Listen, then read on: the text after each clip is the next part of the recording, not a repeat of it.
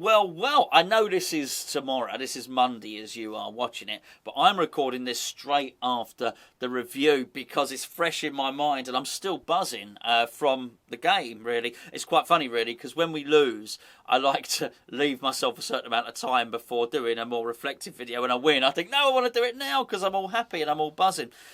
That was really good. Really enjoyed that. And they're fundamental to so much of it, I felt, was the form of three players, and I'll tell you this now, it's Antonio, it's Fornals, and it's Fornals Soucek, which has, I feel, been a critical factor in us not playing well recently. I don't think we played well.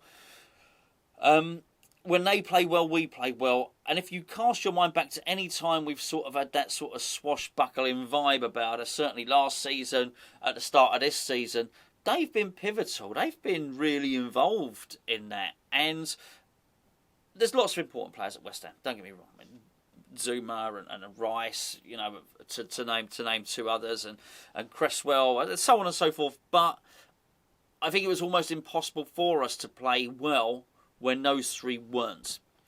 I thought we could pick up points, but could we look convincing?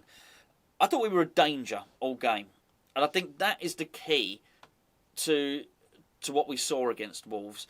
There was a point in the second half where they had 70-80% possession, but I still felt even when they had that possession, we were a danger.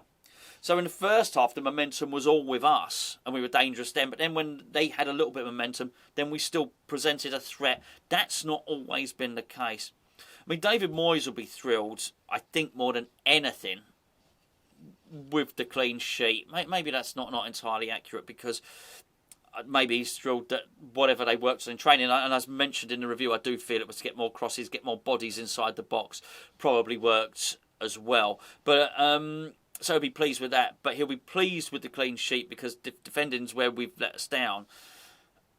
But I'd imagine he probably feels vindicated in that. What is probably the thing that has pleased him most, though, I'd imagine, is Antonio looking more of a threat. He really was a threat. He was stretching the opposition. He gave them a hard game. And I can't remember the last time that I felt Antonio gave centre-backs a hard game.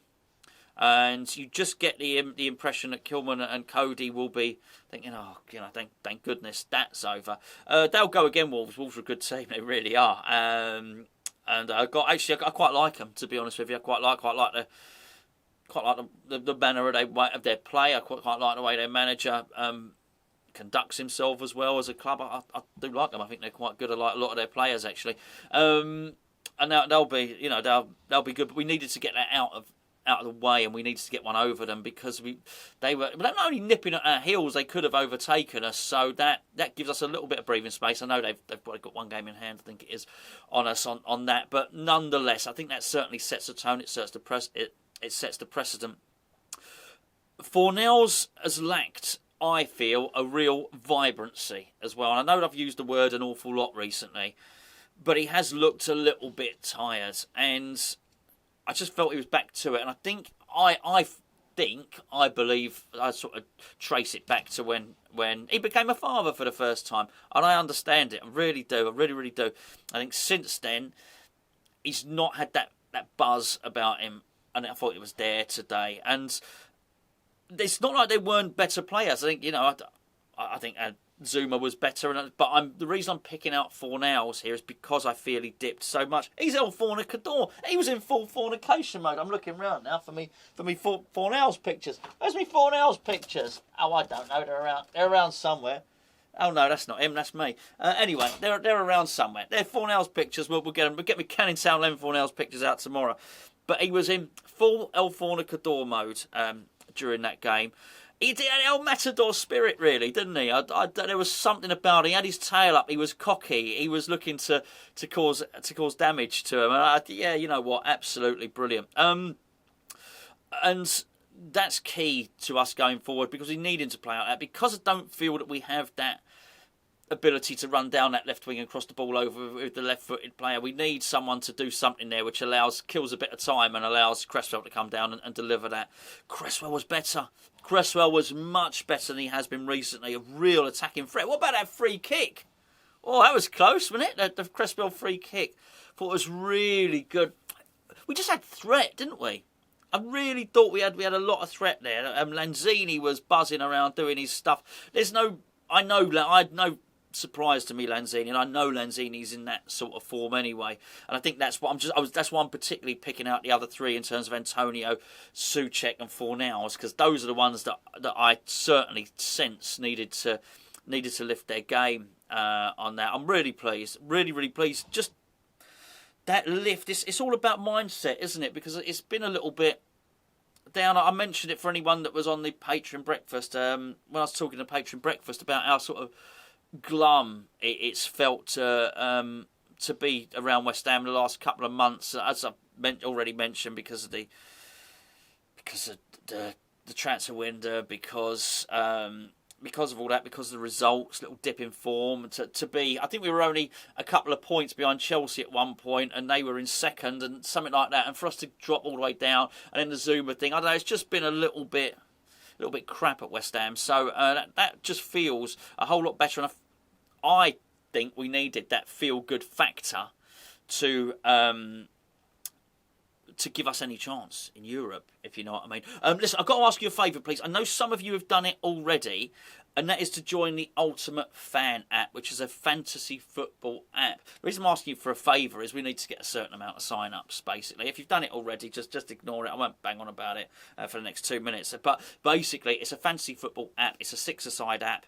You don't have to do it from the start of the season, by the way. You can start now, and they actually do have proper, real cash prizes. I'm not asking you to sign up to something that's crap. It is good. Every week they have new prizes, and you get to unopen packs. You ever play FIFA and that? You open packs, but it's like that for fantasy football. So they basically allocate you your players. Gio's spawned a really good team. I think he's cheated. But I'll put the link below if you would sign up. But please use the link below, because I know you come from Hammers Chat. I'm not going to lie, we can get paid. Basically, it's as simple as that. So anybody that watches these videos regularly hasn't signed up, we would massively appreciate it. Thank you very much indeed. Soucek, I think, is the other one that I do really want to cover in this. I looked at Soucek in the last few games. That we're trying to get this guy to sign a new contract. With that in mind, you can't really drop him. And actually, I thought West Ham were really good in those first 20 minutes. When I was looking at us play well in the first 20 minutes, I don't think Soucek was playing well in those first 20 minutes. We were playing well sort of around him. A lot of the attack was coming from Johnson down, lots of balls swinging over. Cresswell down the other side. The balls were just coming over. And I did feel he was trying to get in the box. And I looked at him and I thought, even if Moyes did want to swap him, because by this point I could see Fornals was playing well, and I was actually thinking Fornals could play perfectly well next to Declan Rice there, actually. Even if Moyes did want to swap him out, he probably couldn't at the moment, because the last thing you want to do, if what West Ham want to do is get him to sign a new deal, probably the worst thing you can do is drop him from the team. So I was really pleased, not just so as he signs a new deal, but I was really pleased to see him get some form back, and particularly get the goal with a go gadget leg popping out and extend. It was a real simple goal, but a lovely goal. I don't mind a simple goal at all. And of course, then he got into a position. Just remember, he had a shot and he pulled it quite wide, didn't he? He got into a really good position. I'm chuffed about that. I'm really chuffed for him as well. And Antonio, for all the reasons that I've already said, that's really good. I think the goals, if he keeps playing like he plays there, the goals will come. And what was pivotal was we got players close to him. It's quite funny, because I mentioned in a couple of the videos about Antonio's interview where Moyes had gone to Antonio and said, "What can I do to help you score goals?" And then Antonio said, "Oh, I don't know." I'm quite pleased, because it seemed, if you listened to certainly Antonio's version of that conversation between Moyes and himself, it appeared like both of them were clueless. So I'm pleased that actually I did come to the conclusion that actually for him to get more central, to get more players closer to him, and for balls to be swung into the box. And even early on, when Wolves they've got a good defence, but they could have ricocheted anyway. You wouldn't say all of them are comfortable clearances. They were bouncing around, and I felt that game could have been, we could have scored 3 goals in that game. But when I look at Wolves, I didn't feel that they could have scored loads, because, well, number one, because Zuma was blocking everything. I didn't feel like there were loads of shots on goal. I'm going to do I think in the morning, Monday as it is when you watch this today.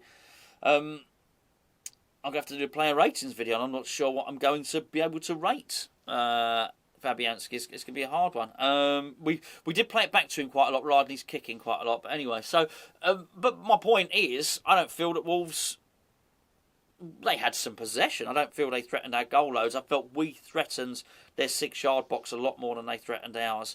That's for sure. But absolutely delighted with that. Really delighted with Fornals. Really delighted with Antonio.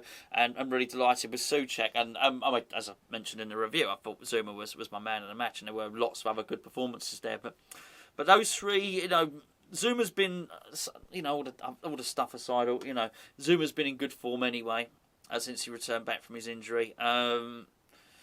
Declan, all right, Declan had a little dip in the last game, but, Declan's pretty much good all the time. Lanzini's been in good form.